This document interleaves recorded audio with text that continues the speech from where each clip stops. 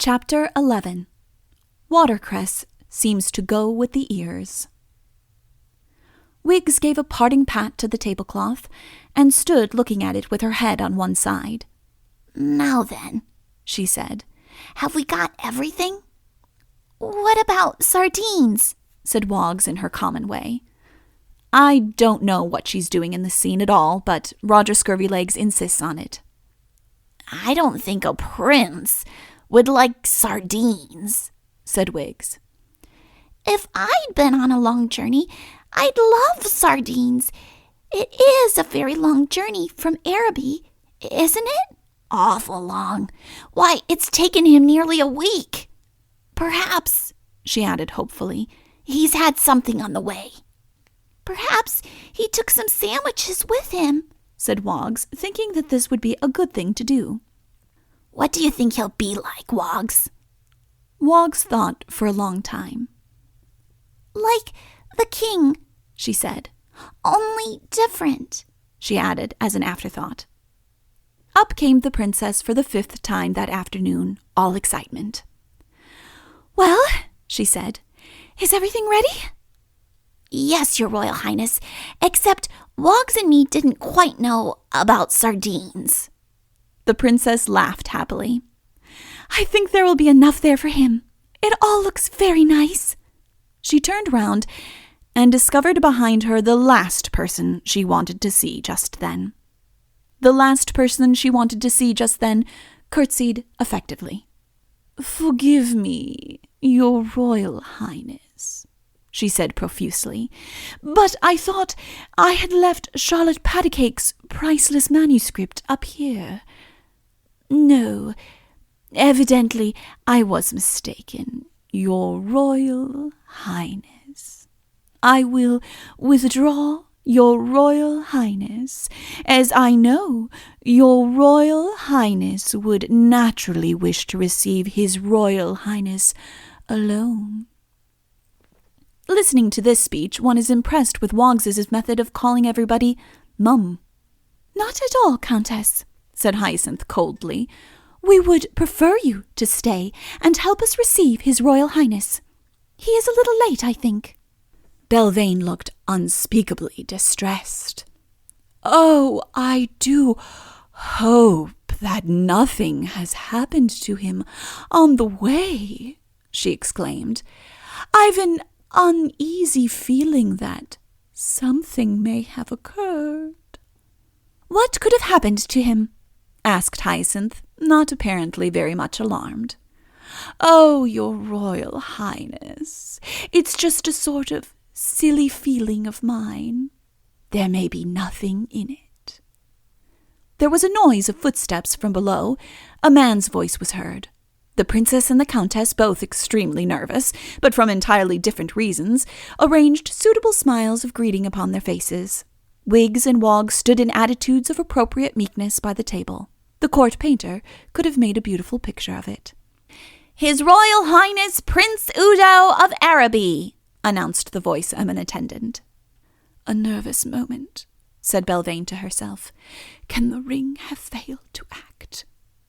Udo trotted in.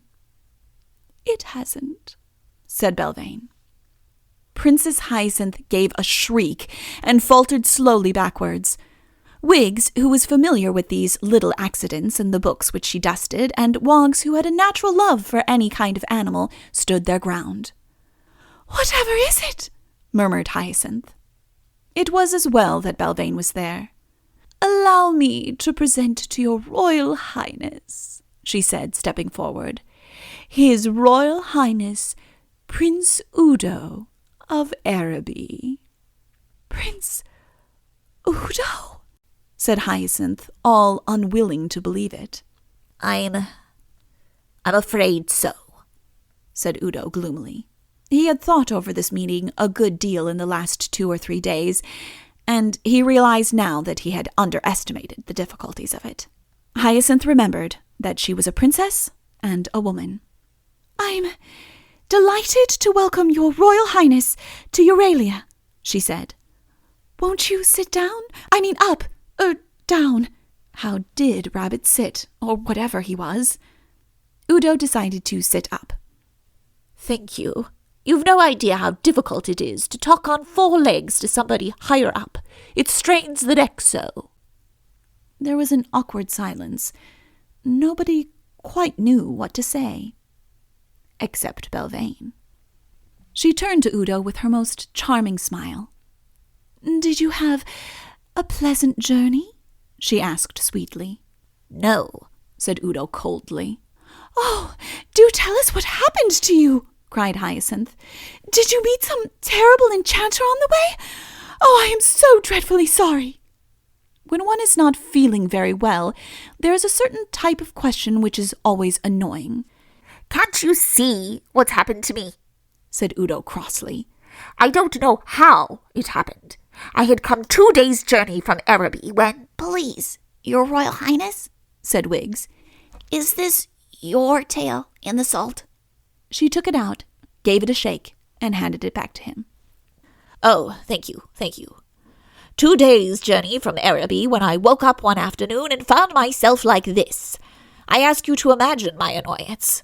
My first thought, naturally, was to return home and hide myself, but I told myself, Princess, that you wanted me.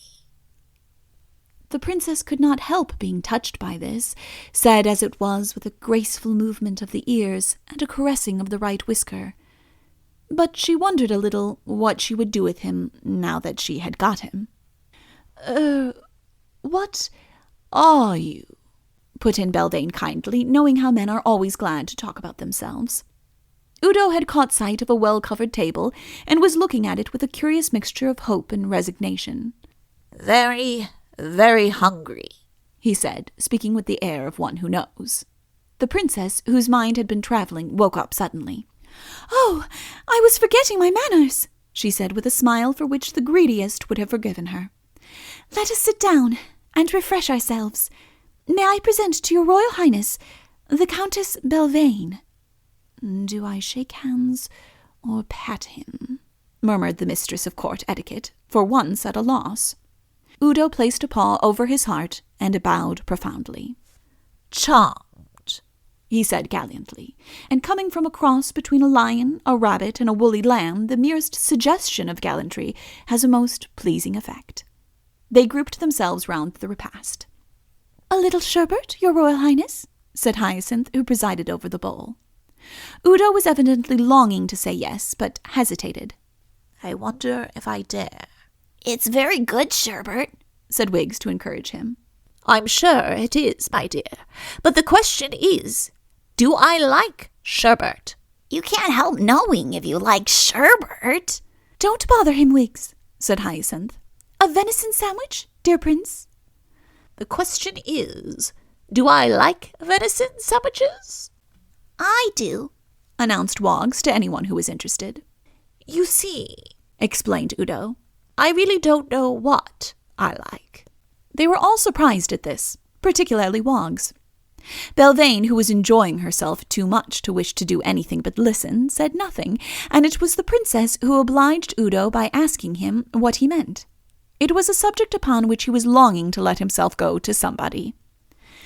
Well, he said, expanding himself a little so that Wiggs had to remove his tail this time from the custard. What am I? Nobody ventured to offer an opinion. Am I a hare? Then put me next to the red currant jelly, or whatever it is that hares like. The anxious eye of the hostess wandered over the table. Am I a lion? Went on Udo, developing his theme. Then pass me Wiggs. Oh, please don't be a lion, said Wiggs gently as she stroked his mane. But haven't you a feeling for anything? Asked Hyacinth. I have a great feeling of emptiness. I yearn for something, only I don't quite know what. I hope it isn't sardines, whispered Wiggs to Woggs. But what have you been eating on the way? Asked the princess. Oh, grass and things chiefly. I thought I should be safe with grass. And were you, safe? Asked Belvane with a great show of anxiety. Udo coughed and said nothing. I know it's silly of me, said Hyacinth, but I still don't quite understand. I should have thought that if you were a Quite so, said Udo.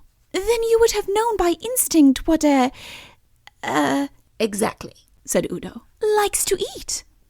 Ah, I thought you'd say that. That's what I thought when I began to feel unwell. But I've worked it out since, and it's all wrong. This is interesting, said Belvane, settling herself more comfortably. Do go on. Well, when... He coughed and looked round at them coyly. This is really rather a delicate subject. Not at all, murmured Hyacinth. Well, it's like this. When an enchanter wants to annoy you, he generally turns you into an animal of some kind. Belvane achieved her first blush since she was 17. It is a humorous way they have, she said.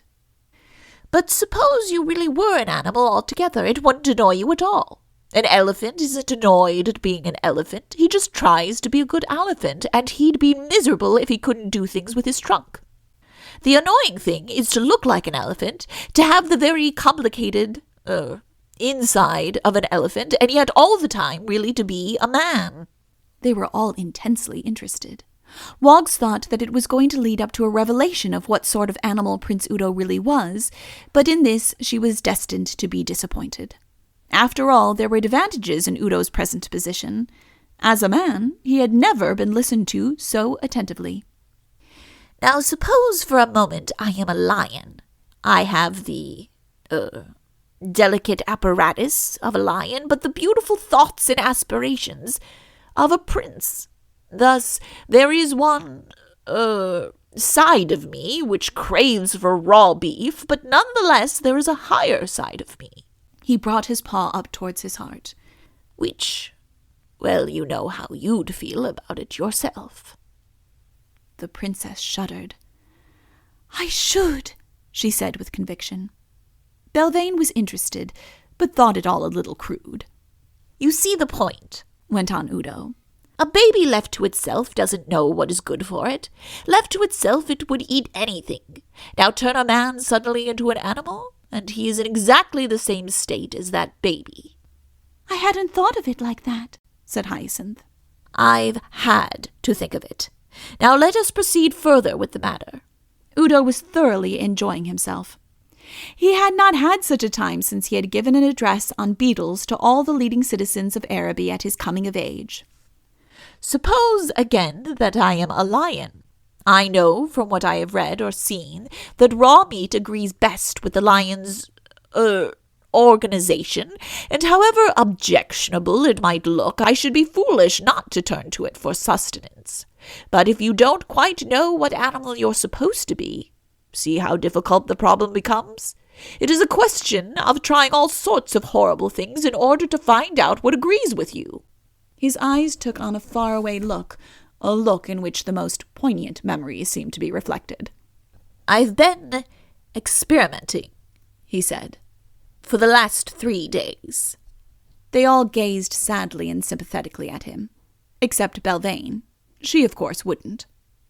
What went best? She asked brightly. Oddly enough, said Udo, cheering up a little, banana fritters. Have you ever kept any animal who lived entirely on banana fritters? Never, smiled the princess. Well, that's the animal I probably am. He sighed and added, There were 1 or 2 animals I wasn't. For a little while he seemed to be revolving bitter memories, and then went on. I don't suppose any of you here have any idea how very prickly thistles are when they are going down. May I try a watercress sandwich? It doesn't suit the tail, but it seems to go with the ears. He took a large bite and added through the leaves, I hope I don't bore you, princess, with my little troubles. Hyacinth clasped his paw impulsively. My dear Prince Udo, I'm only longing to help. We must think of some way of getting this horrible enchantment off you. There are so many wise books in the library, and my father has composed a spell which... Oh, I'm sure we shall soon have you all right again. Udo took another sandwich. Very good of you, princess, to say so. You understand how annoying a little indisposition of this kind is to a man of my temperament. He beckoned to Wiggs. How do you make these? He asked in an undertone. Gracefully undulating, Belvane rose from her seat. "Well," she said, "I must go and see that the stable—" She broke off in a pretty confusion. "How silly of me! I mean the royal apartment is prepared. Have I your Royal Highness's leave to withdraw?" She had. "And Wiggs, dear, you too had better run along and see if you can help. You may leave the watercress sandwiches," she added, as Wiggs hesitated for a moment. With a grateful look at her Royal Highness, Udo helped himself to another one.